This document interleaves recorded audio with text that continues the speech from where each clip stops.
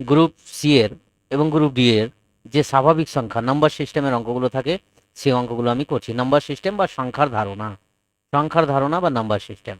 তাহলে আমাদের সংখ্যার ধারণা বা নাম্বার সিস্টেম অঙ্কগুলো করবো। প্রথমে নাম্বার সিস্টেমকে আমরা বা সংখ্যার যে ধারণাগুলো আছে সেই সংখ্যাগুলো আমরা কটা ভাগে ভাগ করেছি। প্রথমটা হচ্ছে আমাদের স্বাভাবিক সংখ্যা। স্বাভাবিক সংখ্যা কাকে বলছে, কোন সংখ্যাগুলো স্বাভাবিক সংখ্যা। তারপরে বলছে অখণ্ড সংখ্যা, কোন সংখ্যাগুলোকে আমরা অখণ্ড সংখ্যা বলবো। তারপরে বলছে পূর্ণ সংখ্যা, কোন সংখ্যাগুলো পূর্ণ সংখ্যা।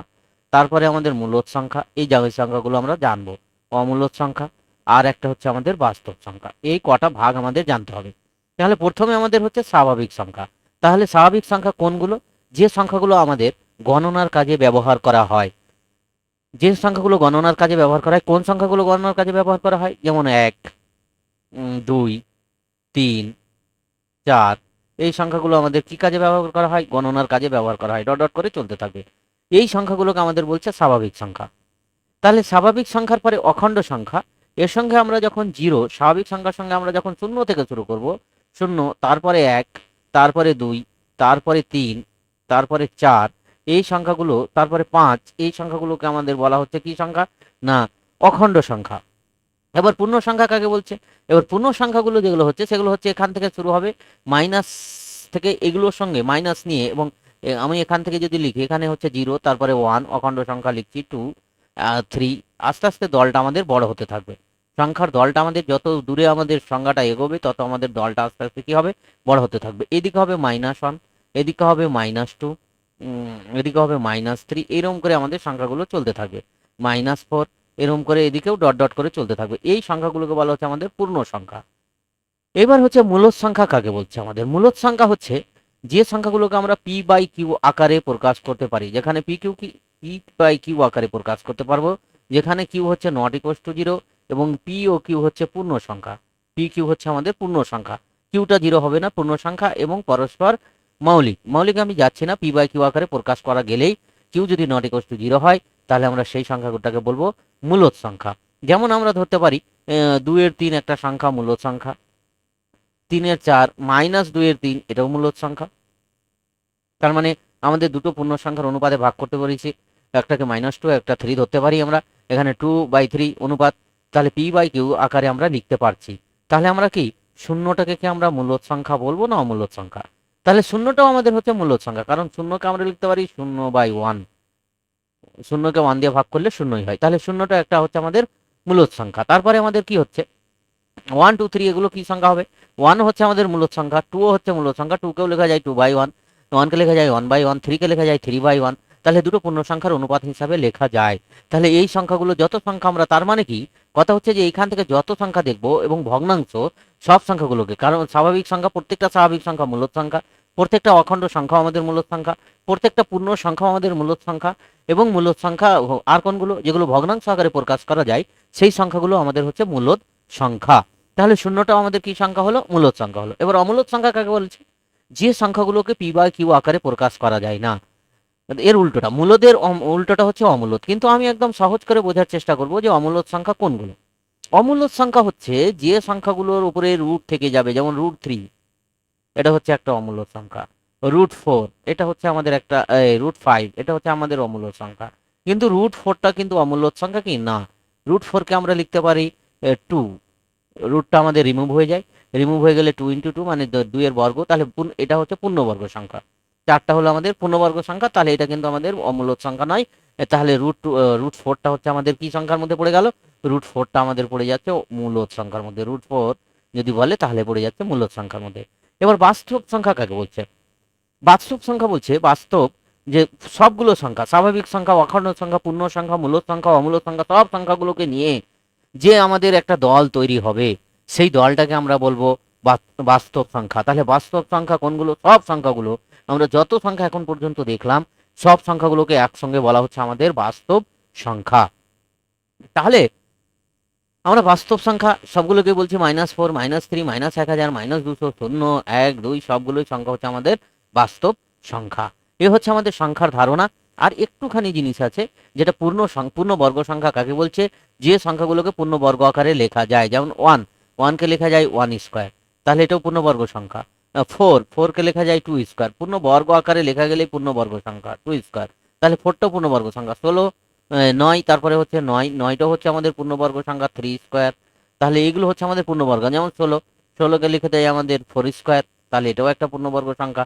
যেমন হচ্ছে 25, 25কে লেখা যায় আমাদের 5 স্কোয়ার, এটাও হচ্ছে আমাদের একটা পূর্ণবর্গ সংখ্যা। তাহলে পূর্ণবর্গ সংখ্যা কোনগুলো হলো? যে সংখ্যাগুলোকে আমরা পূর্ণ বর্গ আকারে লিখতে পারবো, বা দুটো একই সংখ্যার গুণফল আকারে লিখতে পারবো, 9, 3, 3, 9, তাহলে সেই সংখ্যাগুলোকে আমরা বলছি পূর্ণবর্গ সংখ্যা।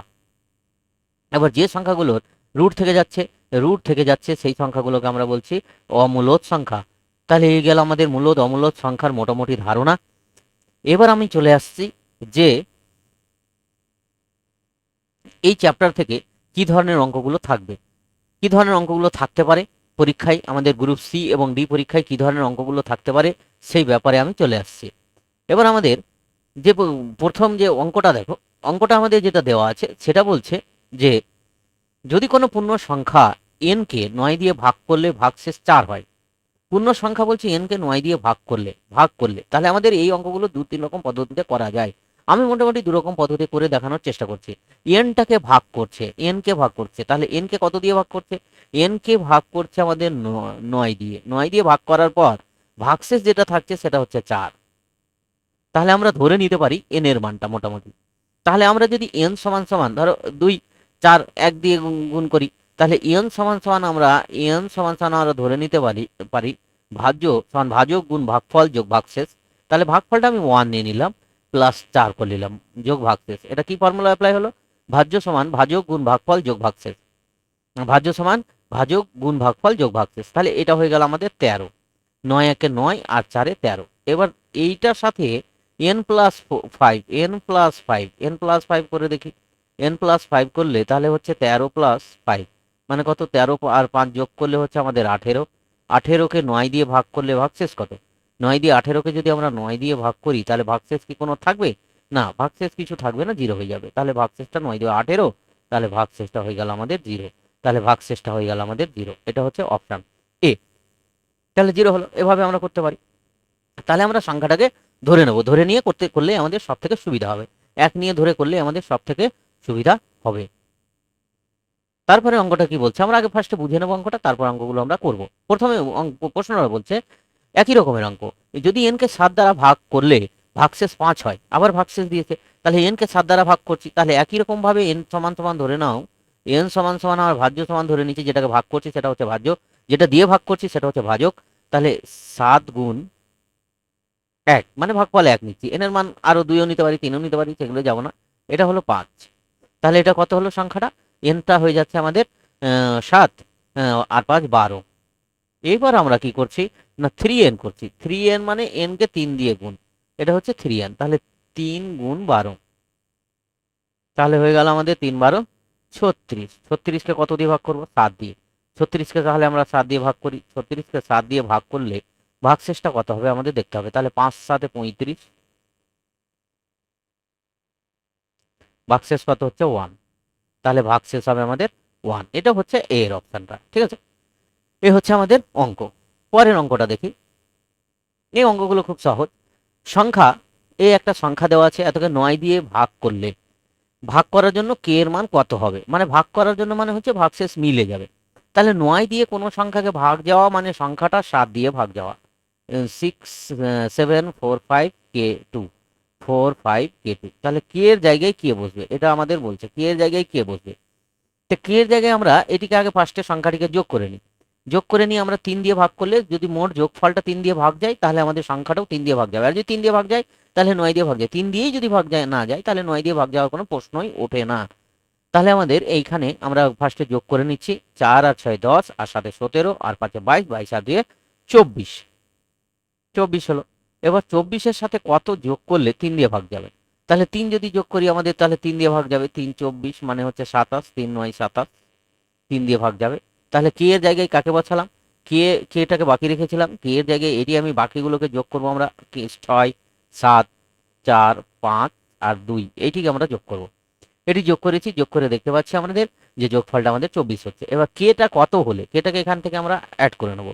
তাহলে 3 হলে এটা 27 হবে, 27টা আমাদের 3 দিয়ে ভাগ করা যায়, 3 9 27, তাহলে ভাগফল মিলে যায়। ওই জন্য আমাদের কে এর মানটা 3 হবে। বোঝা গেল আশা করি।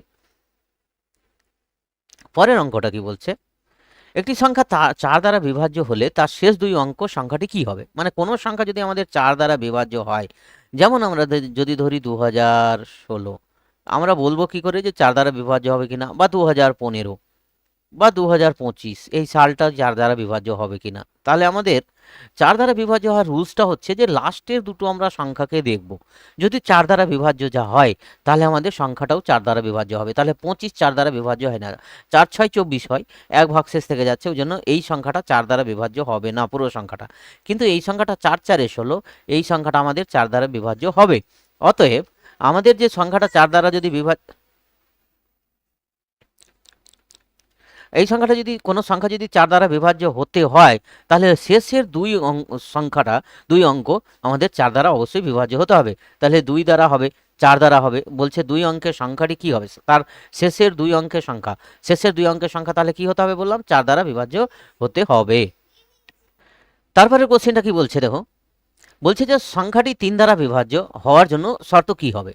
3 দ্বারা বিভাজ্য, একটু আগেই বললাম কোনো সংখ্যা 3 দ্বারা বিভাজ্য হওয়া মানে সংখ্যাগুলোর অঙ্কগুলোর যোগফল 3 দ্বারা বিভাজ্য হওয়া। যেমন যদি আমরা যদি কোনো একটা সংখ্যা উদাহরণ হিসাবে নিয়ে নিই যে 2 3 1, এটা কি আমাদের 3 দ্বারা বিভাজ্য হবে?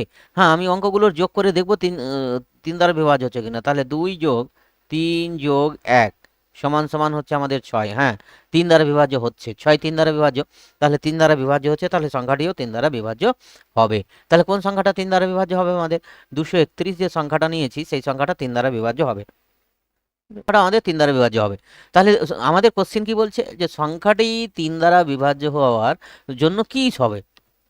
আমাদের অঙ্কটি সংখ্যাগুলো 3 দ্বারা বিভাজ্য হতে হলে আমাদের অঙ্কগুলোর যোগফল 3 দ্বারা বিভাজ্য হতে হবে। তাহলে অঙ্কগুলোর যোগফল হয় 3 হলেও 3 দ্বারা বিভাজ্য, 6 হলেও 3 দ্বারা বিভাজ্য, 9 হলেও 3 দ্বারা বিভাজ্য।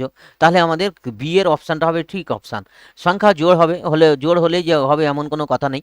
শেষ অঙ্ক 3 হবে না, তাও হবে না। অঙ্কগুলোর গুণফল 3 হবে, তাও হবে না। অঙ্কগুলোর যোগফল, অঙ্ক যেগুলো থাকবে, সংখ্যাটা যেটা থাকবে তার অঙ্ক, সংখ্যাটার অঙ্ক মানে হচ্ছে 231 যদি আমাদের সংখ্যা হয়, 231 যদি আমাদের সংখ্যা হয়, তার অঙ্ক হচ্ছে 2 3 আর 1, এগুলো হচ্ছে অঙ্ক। তাহলে আমরা কোনটা কোনটা পেলাম, আমাদের অপশানটা হলো বি অপশান। পরের অঙ্কটা বলছে দুটি অমূলদ সংখ্যার যোগফল, দুটি অমূলদ সংখ্যার যোগফল কিরকম হবে। দুটি অমূলদ সংখ্যার যোগফল, অমূলদ সংখ্যা কোনগুলো আমি আবার বলছি, রুট যেগুলোতে থেকে যাবে সেগুলোকে বলছে অমূলদ সংখ্যা। তাহলে বলছে সবসময় অমূলদ হবে, এটা কি ঠিক? সবসময় মূলদ সংখ্যা হবে, এটাও ঠিক না। মূলদ অথবা অমূলদ সংখ্যা, মূলদ অথবা এইটা আমাদের ঠিক। কী করে আমি দেখাচ্ছি। দুটি অমূলদ সংখ্যার যোগফল যদি একটা অমূলদ সংখ্যা √2 হয় আর একটা যদি অমূলদ সংখ্যা √3 হয়, তাহলে এই দুটো যোগ করলে আমাদের অমূলদই থেকে যাচ্ছে। আমি যদি আর একটা সংখ্যা যোগ করি √2 প্লাস √2, তাহলে এটা যোগ করলে কত হবে, 2√2। দুটো √2 আছে, তাহলে এটাও অমূলদ সংখ্যা, রুট থেকেই যাচ্ছে।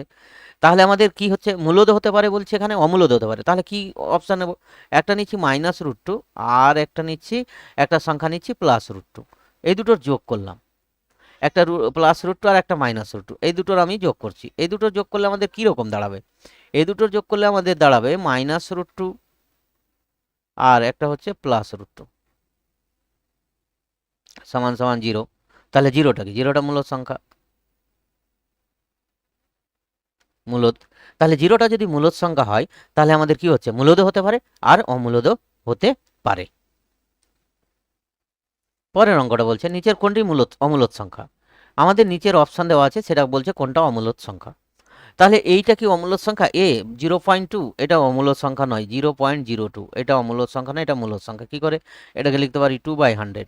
তাহলে আমরা দুটো পূর্ণ সংখ্যার অনুপাতে লিখতে পারলাম মূলদ সংখ্যা। 20.1 দিয়েছে, এটাও আমাদের মূলদ সংখ্যা, কারণ এটাকে লিখতে পারি 201/10, এটাও আমাদের মূলদ সংখ্যা। তাহলে আমাদের 3-4, এটা তো মূলদ সংখ্যার ফর্মে দেওয়াই আছে, তাহলে পড়ে থাকছে এইটা অমূলদ সংখ্যা। তাহলে দশমিকের যে সংখ্যাগুলো শেষ হবে না, আমরা দশমিক রিপিটেশন আসবে না, অসীম পর্যন্ত চলতে থাকবে, সেই সংখ্যাগুলোকে বলা হবে আমাদের অমূলদ সংখ্যা। এটার কোনো শেষ হচ্ছে না, কোনো রুলসে চলছে না, ওই জন্য আমাদের অমূলদ সংখ্যা। ভিডিওটা দেখার জন্য